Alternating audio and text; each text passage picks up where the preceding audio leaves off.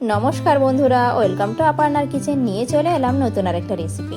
তো নারকেলের পুর বানানো তো দেখিয়েছি, আর পুর তো শেয়ার করা হয়েছে, নারকেল পিঠে তো শেয়ার করা হয়নি। তো নিয়ে চলে এলাম নারকেল পিঠের রেসিপি। তো কীভাবে বানিয়েছি দেখে নেওয়া যায়। তা চলুন আপনারা দেখে নেবেন। কড়াইয়ে এরকম জল নিয়েছি, জলটাকে ফুটিয়ে নিয়েছি। ফুটিয়ে নেওয়ার পরে এখানে চালের গুঁড়ি ঢেলে দেবো। তো দেখুন এইভাবে চালের গুঁড়ি দিয়ে নাড়াচাড়া করবেন, এরকম একটু শুকিয়ে নেবেন। গ্যাসটা কিন্তু এই অবস্থায় লো ফ্লেমে রাখবেন। দিয়ে দেখুন চালের গুঁড়ি অল্প অল্প করে দিয়ে আমি খুন্তি দিয়ে কিন্তু নাড়ছি। এভাবে কিন্তু অল্প অল্প করে দেবেন, দিলে বুঝবেন পরিমাণটা কতটা হবে। পিঠে বানানো কিন্তু একটু কষ্টকরও আছে আর একটু খাটনিরও কাজ। সত্যি অনেকটাই খাটতে হয়, তারপরে গিয়ে পিঠে তৈরি হয়। তো দেখুন আবারও একটু জল দিয়ে দিচ্ছি। আমার মনে হলো একটু টাইট টাইট হয়েছে, তো একটু জল দিয়ে দিচ্ছি। জল দিয়ে নাড়াচাড়া করে আমি চাপা দিয়ে রেখে দেবো।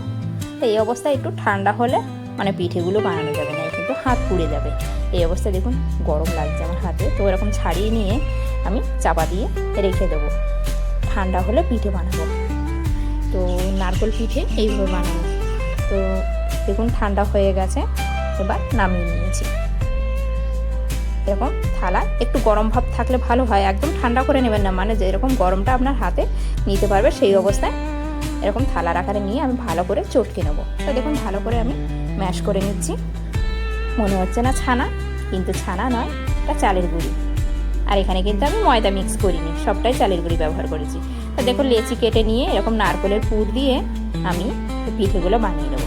তো পিঠেগুলোর একটা ডিজাইন দিয়ে দিচ্ছি। দেখুন আমার ইচ্ছা মতন ডিজাইন দিচ্ছি, আপনারা কিন্তু যে কোনো শেপ বা যে কোনো ডিজাইন দিতে পারেন। আর নারকেল পিঠে এরকম ডিজাইন মানে এরকম লম্বা শেপ করলে বেশ ভালোই লাগে দেখতে, আর খেতেও বেশ ভালো লাগে। আমার তো এরকম লম্বা লম্বা শেপ বেশ ভালোই লাগে। এরকম কিছু পিঠে আমি বানিয়ে নিয়েছি। তো দেখুন এভাবে কিন্তু আমি হাত দিয়ে ডিজাইনটা করেছি, আমার কাছে কিন্তু কোনো সাজ ছিল না। তো দেখুন বেশিরভাগ যেগুলো শাশুড়ি মা বানিয়েছে আর আমি কিছু অল্প বানিয়েছি। আর এদিকে দু রকমের পিঠে বানাচ্ছিলাম। ওদিকে কড়াই বসিয়ে একটু সাদা তেল দিয়ে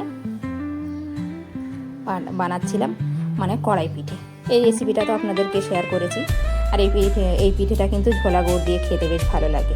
আমার চ্যানেলে আছে, আপনারা চাইলে দেখে নিতে পারেন, আর খুব ভালো লাগে খেতে। তা দেখুন এদিকে পিঠেগুলো আমি মানে জলের ভাপ দেবো, সেদ্ধ করবো না। আপনারা চাইলে কিন্তু সেদ্ধ করে নিতে পারেন, কিন্তু এইভাবে ভাবাবেন খুব ভালো হবে খেতে। আর এইভাবে মানে সেদ্ধ করে নিয়ে এই পিঠেগুলো কতটা নরম হবে আপনাদেরকে দেখাবো। তো দেখুন এরকম জল ফুটে উঠলে একটা ফুটো গামলায় তেল ব্রাশ করে আমি পিঠেগুলো দিয়ে এরকম চাপা দিয়ে রেখে দেবো।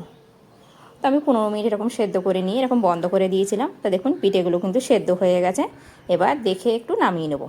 ঠান্ডা হলে গরম গরম সার্ভ করে খেয়ে নেবো। আজকের মতন এটুকুনি, টাটা।